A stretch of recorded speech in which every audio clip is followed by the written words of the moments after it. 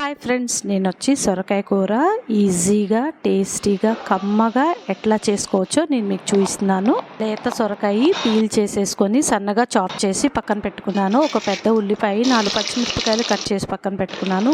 ముందుగా 4 స్పూన్లు ఆయిల్ వేసి తాలింపు గింజలు వేసి ఉల్లిపాయ, పచ్చిమిరపకాయ, ఎండుమిరపకాయలు, కరివేపాకు వేసుకొని వేయించుకోవాలండి. తర్వాత సొరకాయ ముక్కలు వేసేసుకోవాలి. ఈ ప్రాసెస్లో చేస్తే టేస్ట్ అనేది చాలా బాగుంటుందండి. పైన మూత పెట్టేసుకొని ఒక చిన్న గ్లాస్ నీళ్లు పోసి ఆవిరి మీద ఉడికిస్తే టేస్ట్ అనేది బాగుంటుందండి. చాలా కమ్మగా ఉంటుంది.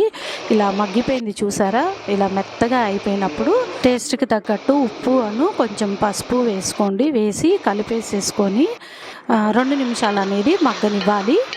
1 స్పూన్ కారం వేసేసి కలిపేసుకోవాలి. చిన్న గ్లాసు పాలు పోసి కలుపుకొని 2 నిమిషాలు అనేది మగ్గనిచ్చుకోవాలి. ఈ కర్రీ రైస్లోకి బాగుంటుంది, రోటీలోకి బాగుంటుంది. ఎండాకాలం చాలా మంచిది.